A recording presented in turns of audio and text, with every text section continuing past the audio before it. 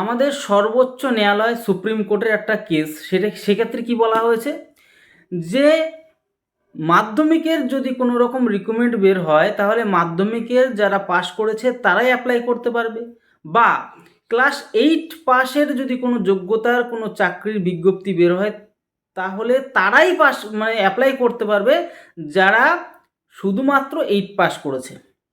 আর মানে এক কথায় যে যেমন বিজ্ঞপ্তি বের হবে তারাই অ্যাপ্লাই করতে পারবে। এমন একটা কেস দেখা গেছে যে 8 পাস একটা ব্যাংকের ক্ষেত্রে 8 পাসের যোগ্যতার দরকার ছিল, কিন্তু যারা গ্র্যাজুয়েশন পাস করেছে, যারা আরও উচ্চ মাধ্যমিক পাস করেছে, যারা মাধ্যমিক পাস করেছে, মানে এই কেসের ক্ষেত্রে একটা জিনিস দেখা গেছে যারা গ্র্যাজুয়েশন পাস করেছে তাদেরকে বাদ দিয়ে দেওয়া হয়েছে, আর যারা শুধুমাত্র 8 ক্লাস যোগ্যতাই পাস করেছিল তাদেরকেই রাখা হয়েছে। তো সেক্ষেত্রে দাঁড়িয়ে বিষয়টা কেমন একটা লাগলো, কারণ ভবিষ্যতেও যদি এরকম কিছু উঠে আসে তাহলে যারা বেশি যোগ্যতা করেছে, যারা বেশি যোগ্যতা অর্জন করেছে তারা কিন্তু ভারতবর্ষে ভারতবর্ষ তথা পশ্চিমবঙ্গে যে সমস্ত চাকরি পরীক্ষা বিজ্ঞপ্তি বের হবে তারা কিন্তু অ্যাপ্লাই করতে পারবে না। তো এটা একটা ভীষণই বিপজ্জনক একটা ব্যাপার আমার মনে হলো। তোমাদের কীরকম মনে হলো অবশ্যই তোমরা কমেন্ট বক্সে জানাবে।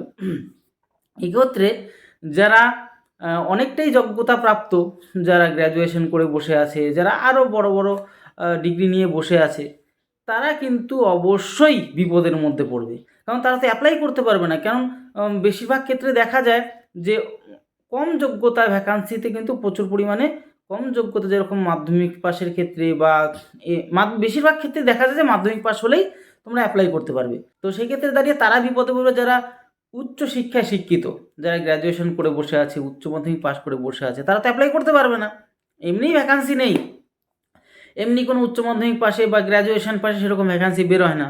তার জন্যই তো সবাই এসে মানে যেগুলো মাধ্যমিক পাস, 8 পাস, সেখানে অ্যাপ্লাই করতে বাধ্য হচ্ছে।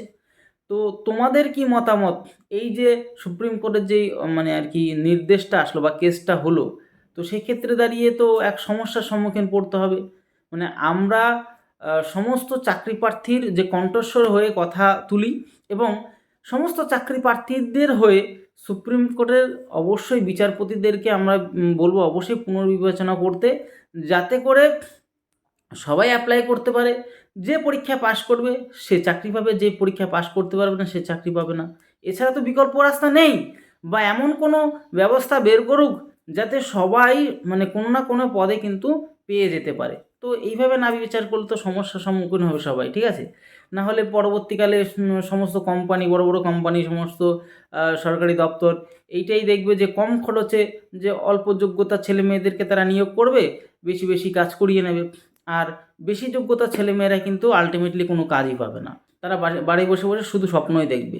তো যাই হোক, তো এই যে বিষয়টা ঘটলো, অবশ্যই ভাবলাম যে তোমাদের মধ্যে জানিয়ে দেওয়া দরকার, তাই অবশ্যই তোমাদের মধ্যে জিনিসটা শেয়ার করে দিলাম।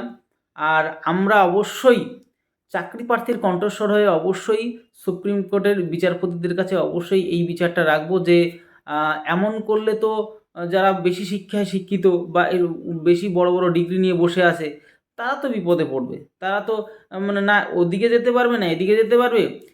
তা মানে অল্প যেগুলো মানে কম যোগ্যতায়, যেমন মাধ্যমিক পাশে, 8 পাশে যেগুলো মানে বিজ্ঞপ্তি বের হয় সেখানে তো অ্যাপ্লাই করতে পারবে না। তো সেখানে কোনো কাজই তো করতে পারবে না। সে চাইছে, কথার কথা, তোমার কাছে যদি ১০০ টাকা থাকে, তা তুমি ৫০ টাকা তো খরচ করতেই পারবে। সেটা তো তুমি নিয়ে নিতেই পারবে। বা তোমার কাছে যদি ৫০ টাকা থাকে তাহলে তো ১০০ টাকার জিনিস তুমি পাবে না।